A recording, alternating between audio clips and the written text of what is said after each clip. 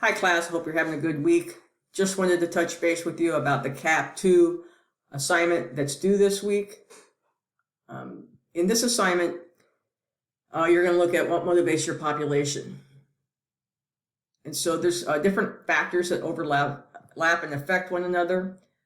And so as you write your paper, again, discuss your client, your population's physical, social environment, the family, the culture of the family, anything else that might influence and affect motivation, arousal, stress, anxiety, for them to be able to compete. An example here might be is that if you have a high school athlete, how does their social life at school affect the desire to play?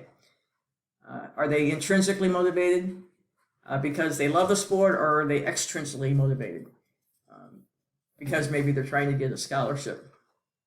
Is one better than the other?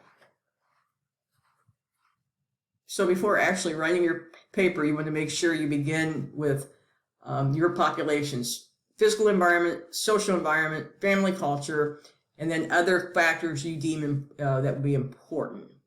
So the beginning of this week's CAP 2, you make sure that you actually identify your population and these factors. Once you do that, the second part of your paper this week, you're going to choose 4 of any of the following areas. You can talk about motivation, arousal, stress, feedback, reinforcement, and you're going to pick 4 of those areas, and you're going to write 1 paragraph for each one. And again, how your population's physical, social environment, culture, how those factors intertwine, interrelate in those areas that are the 4 that you've selected. So you're intertwining your population's environment, social environment, family culture, anything else as it relates to 4 of these areas that have been selected.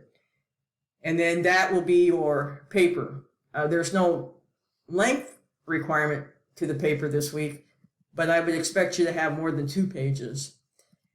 Also make sure that you have a minimum of 2 peer-reviewed sources.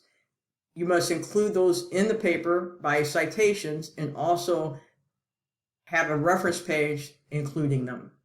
Make sure you use APA standards. Questions, make sure that you check the template I provided earlier in the course. As a reminder, even though the newest edition of APA does not require running head, CBU still does require a running head for all your papers.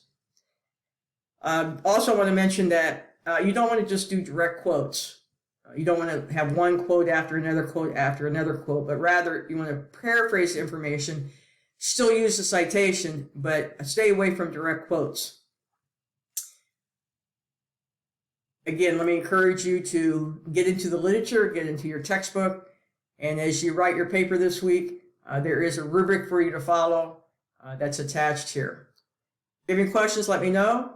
I hope that clarifies what I'm looking for this week's CAP 2. Have a great week.